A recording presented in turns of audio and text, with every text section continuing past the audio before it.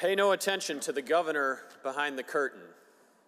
I started Memorial Day weekend disappointed in our governor. By yesterday, I was mad. Today, I'm furious. My kids are 7, 5, and 3 years old.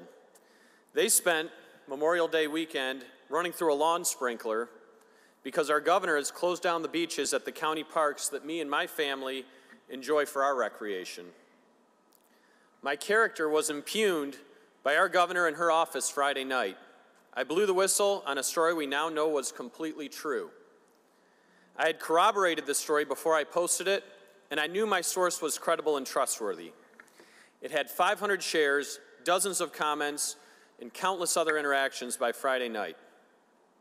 Yet in the dead of night, I was contacted with a request to remove my post because the governor was denying it. Out of an abundance of caution, in a desire to hope that this was not true, I removed my post overnight until I could again validate the claims that were made.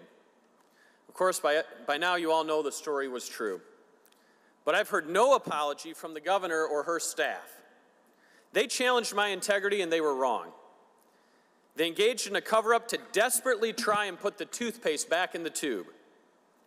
There is no doubt that if I had not continued to substantiate this claim, then the governor and her staff would still claim it was nothing more than an internet hoax. That's a shame. We know that this governor and our attorney general have gone the extrajudicial route to retaliate against those that stand up to them. Look no further than Carl Mankey, the peaceful barber in my district who the governor tried to close. They lost their injunction in court, so they abused the administrative process to revoke his license. Should I now be concerned for my wife, who's a state employee? Should I be worried for myself and my military career, where the governor serves as the commander-in-chief? If they will try to cover up this story, what limits will they go to now?